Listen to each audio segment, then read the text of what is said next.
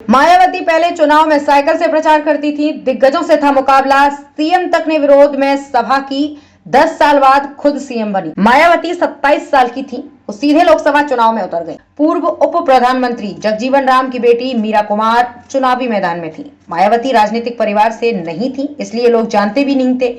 उस वक्त बहुजन समाज पार्टी का गठन तो हो गया था, लेकिन चुनाव आयोग में पार्टी का दर्जा नहीं था।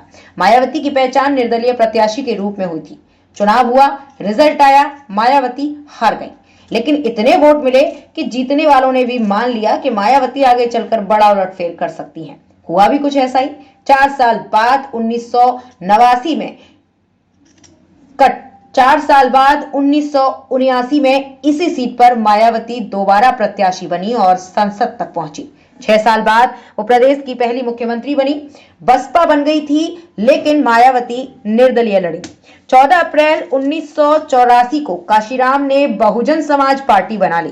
पार्टी का मुख्य मकसद ललित उत्थान था। उस वक्त 27 साल की मायावती पार्टी में नंबर 2 की भूमिका में थी। पार्टी के विस्तार के लिए जनजागरण अभियान शुरू किया। मायावती अलग अलग हिस्सों में जाती, लोगों से बात करती और पार्टी के साथ जोड़ने की कोशिश करती। तब तक पार्टी के चुनाव लड़ने के बारे में नहीं सोचा था। तभी 2 घटनाएं घटी। पहली, उस वक्त की प्रधानमंत्री इंदिरा गांधी की हत्या, और दूसरा, बिजनौर के कांग्रेस सांसद गिरिधारी लाल का निधन। उस वक्त बसपा का जनजागरण अभियान बिजनौर की तरफ चल रहा था, इसलिए काशीराम ने तय किया कि उपचुनाव में मायावती को उतारा जाए। उस वक्त पार्टी तो बन गई थी, लेकिन आयोग में रजिस्टर्ड नहीं हुई थी। मायावती ने निर्दलीय चुनाव लड़ने का फैसला कर लिया। बिजनौर की सीट आरक्षित थी, लेकिन लड़ाई आसान नहीं थी। कांग्रेस ने यहां पूर्व डिप्टी प्रधानमंत्री जगजीवन राम की बेटी मीरा कुमार को प्रत्याशी बनाया। उस वक्त दलित वर्ग में जगजीवन राम बड़े नेता थे।